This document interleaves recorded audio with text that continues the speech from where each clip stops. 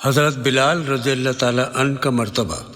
حضرت بلال ابن رباح محمد صلی اللہ علیہ وسلم کے سب سے بھروسے مند اور وفادار صحابہ میں سے تھے۔ وہ مکہ میں پیدا ہوئے تھے۔ کچھ روایتوں سے پتہ چلتا ہے کہ حضرت بلال رضی اللہ تعالی عنہ 580 عیسوی میں پیدا ہوئے تھے اور 640 میں آپ کا وصال ہوا، اور آپ کے والد رباح بنو جمع قبیلے کے ایک عرب غلام تھے، اور آپ کی والدہ کا نام حمامہ تھا، جو کہ دین عیسیٰ علیہ السلام پر تھی اور حبشیوں میں عالمہ عابدہ سمجھی جاتی تھی اور بہت عبادت گزار تھی۔ حضرت بلال رضی اللہ تعالی عنہ کی تربیت قریش کے مشہور قبیلے بنو جمع میں ہوئی۔ حضرت بلال رضی اللہ تعالی عنہ اس قبیلے کے کسی سردار کے غلام تھے، اور ایک دوسری روایت سے پتہ چلتا ہے کہ آپ امیہ بن خلف کی غلامی میں تھے، اور آپ کے والد بھی اس کے غلام رہ چکے تھے۔ حضرت بلال رضی اللہ تعالی عنہ کے صادق اور طاہر القاب تھے۔ ابتدائی اسلام میں کفار مکہ حضور صلی اللہ علیہ وسلم کی طرح کمزور اور ضعیف صحابہ اکرام کو بھی اذیت دیتے تھے تاکہ وہ اسلام سے برگشتہ ہو جائیں۔ ان ناتواؤں میں ایک حضرت بلال بھی تھے۔ آپ نے اگرچہ اسلام کو چھپائے رکھا، لیکن بالآخر ظاہر ہو ہی گیا۔ آپ کا مالک امیہ آپ کو سخت تکلیف پہنچانے پر تل گیا، حالانکہ اس سے قبل وہ بلال کو بہت چاہتا تھا اور آپ پر اتنا اعتماد رکھتا تھا کہ بت خانے کا خادم بھی آپ کو بنا دیا۔ جب اللہ تبارک و تعالیٰ نے حضرت بلال رضی اللہ تعالی عنہ کو دولت اسلام سے نوازا تو بت خانے میں بھی اللہ کی ہی عبادت کرتے تھے۔ دوسرے لوگ بتوں کو پوجتے تھے اور حضرت بلال اللہ تبارک و تعالیٰ کی عبادت کرتے تھے۔ جب اس بات کی امیہ کو اطلاع ملی، جو کہ اسلام کا سخت ترین دشمن تھا، اس نے آپ کو اپنے عہدے سے ہٹا دیا اور تکلیفیں دینا شروع کر دی۔ ان کو سخت گرمی میں دوپہر کے وقت تپتی ریت پر سیدھا لٹا کر ان کے سینے پر پتھر کی بڑی چٹان رکھ دیتا تھا تاکہ وہ حرکت نہ کر سکے، اور کہتا تھا کہ تو اس حال میں مر جا، اور اگر اپنی زندگی چاہتا ہے تو دین اسلام کو چھوڑ دے۔ مگر حضرت بلال رضی اللہ تعالی عنہ اس حالت میں بھی احد احد کہتے تھے، یعنی اللہ ایک ہے۔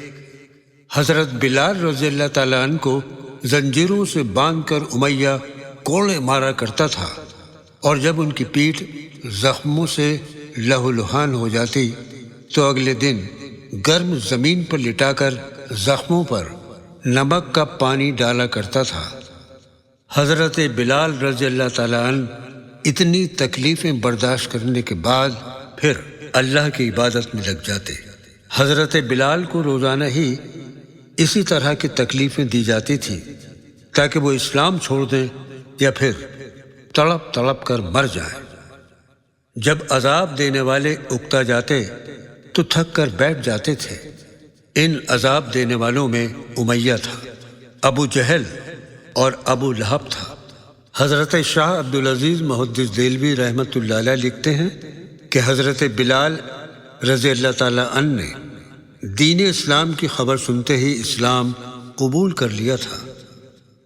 نبی کریم صلی اللہ علیہ وسلم نے جب فتح مکہ کے بعد حضرت بلال کو اپنے پاس بلایا اور سہارا دے کر کعبے کی چھت پر چڑھا دیا، پھر آپ صلی اللہ علیہ وسلم نے فرمایا، بلال اذان دو۔ حضرت بلال رضی اللہ تعالی عنہ کعبے کی چھت پر کھڑے ہیں اور مسکرا رہے ہیں۔ حضرت محمد صلی اللہ علیہ وسلم نے فرمایا، بلال اذان دو، دیر کیوں کر رہے ہو؟ حضرت بلال رضی اللہ تعالی عنہ نے عرض کیا، آقا، مدینے میں اذان دی تھی تو رخ کیا تھا کعبے کی طرف، سفر میں اذان دی تھی تو رخ کیا تھا کعبے کی طرف، بدر میں اذان دی تھی تو رخ کیا تھا کعبے کی طرف، سارے راستے میں اذان دیتا آیا تو رخ کیا کعبے کی طرف۔ آج تو آپ نے مجھے کعبے کی چھت پر چڑھا دیا ہے، اب میں رخ کس طرف کروں؟ حضرت بلال رضی اللہ تعالیٰ عنہ کی بات سن کر حضرت محمد صلی اللہ علیہ وسلم مسکرا دیے اور فرمایا، بلال کیا کہہ رہے ہو؟ حضرت بلال رضی اللہ تعالیٰ عنہ نے عرض کیا، یا رسول اللہ صلی اللہ علیہ وسلم، میں نے جہاں بھی اذان دی رخ کیا کعبے کی طرف۔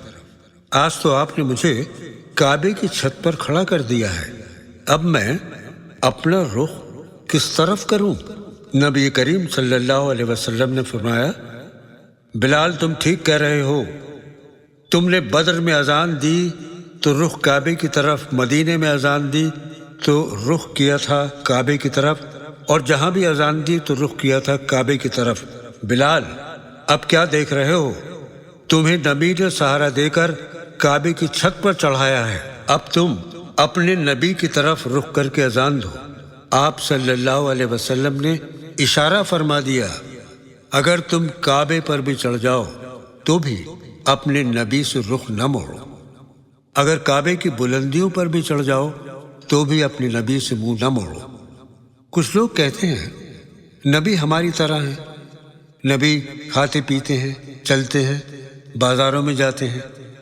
نبی صلی اللہ علیہ وسلم کے ہاتھ ہیں، نبی کے پیر ہیں، نبی شادی کرتے ہیں، لیکن قرآن فرماتا ہے اگر تم نبی کی انگلیاں دیکھ رہے ہو تو نبی کی انگلیوں سے پانی کے چشمے نکلتے ہوئے بھی تو دیکھو، اگر نبی کے ہاتھ کو دیکھتے ہو تو نبی کے ہاتھ سے چاند کے 2 ٹکڑے ہوتے ہوئے تو دیکھو، اگر نبی کو مدینے میں چلتے ہوئے دیکھتے ہو تو نبی کو سدرہ کی بلندیوں پر جاتا ہوا بھی تو دیکھو، اگر آدم کی نسل کو دیکھتے ہو تو آدم کی اصل کو بھی تو دیکھو۔ ایک بار حضرت بلال رضی اللہ تعالیٰ عنہ نے عرض کیا، یا رسول اللہ، میں کہیں جہنمی تو نہیں ہوں؟ نبی کریم صلی اللہ علیہ وسلم نے حضرت بلال کو اپنے سینے سے لگا کر فرمایا، بلال تم دوزخ میں نہیں جا سکتے ہو، تم جنت میں جاؤ گے۔ حضرت بلال رضی اللہ تعالیٰ عنہ نے عرض کیا، آقا میں جنتی ہوں؟ آپ نے فرمایا، ہاں تم جنتی ہو۔ بلال خوش ہو گئے، پھر عرض کیا، یا رسول اللہ صلی اللہ علیہ وسلم، میں پہلے جنت میں جاؤں گا؟ آپ فرماتے ہیں، ہاں پہلے جاؤ گے۔ بلال نے عرض کیا، آقا میں نمازیوں سے پہلے جنت میں جاؤں گا؟ آپ صلی اللہ علیہ وسلم فرماتے ہیں، ہاں بلال تم نمازیوں سے پہلے بھی جنت میں جاؤ گے۔ پھر عرض کرتے ہیں، عابدین سے پہلے بھی؟ آپ فرماتے ہیں، عابدین سے بھی پہلے؟ اچھا شہیدوں سے بھی پہلے؟ نبی نے فرمایا، ہاں شہیدوں سے بھی پہلے۔ اچھا صحابہ سے بھی پہلے؟ نبی نے فرمایا، ہاں صحابہ سے بھی پہلے۔ اچھا آپ کے صدیق سے بھی پہلے جاؤں گا؟ فرمایا، ہاں میرے صدیق سے بھی پہلے۔ اچھا آپ کے عمر سے بھی پہلے؟ نبی نے فرمایا، ہاں عمر سے بھی پہلے، عثمان سے بھی پہلے، علی سے بھی پہلے تم جنت میں جاؤ گے۔ حضرت بلال رضی اللہ تعالیٰ عنہ عشق میں آ کر کہنے لگے، اچھا آپ کی اہل بیت سے بھی پہلے؟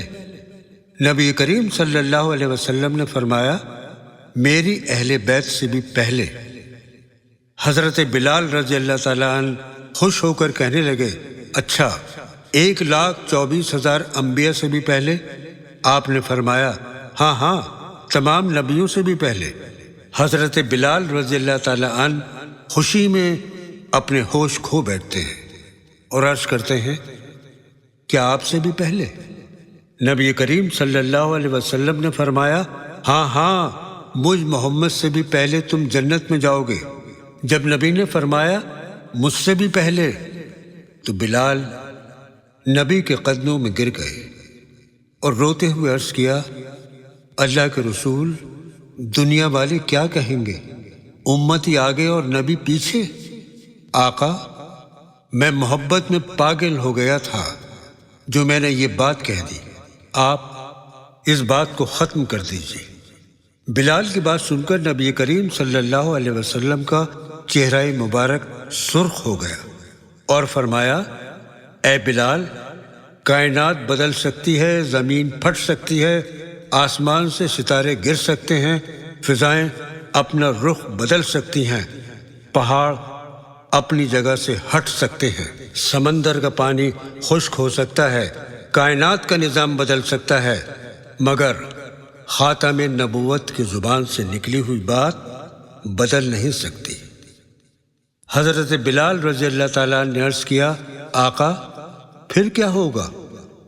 نبی کریم صلی اللہ علیہ وسلم نے فرمایا، میدان حشر میں جب سب لوگوں کا حساب ہو چکا ہوگا، جنت میں جانے والے لوگ الگ کر دیے جائیں گے اور دوزخ میں جانے والے لوگ الگ کر دیے جائیں گے، اور جب جنت میں داخل ہونے کا وقت آئے گا تو میں اونٹ پر بیٹھ کر جنت جاؤں گا اور تم میرے اونٹ کی رسی کو پکڑ کر آگے آگے چل رہے ہوگے، اس طرح جنت میں تم پہلے داخل ہوگے۔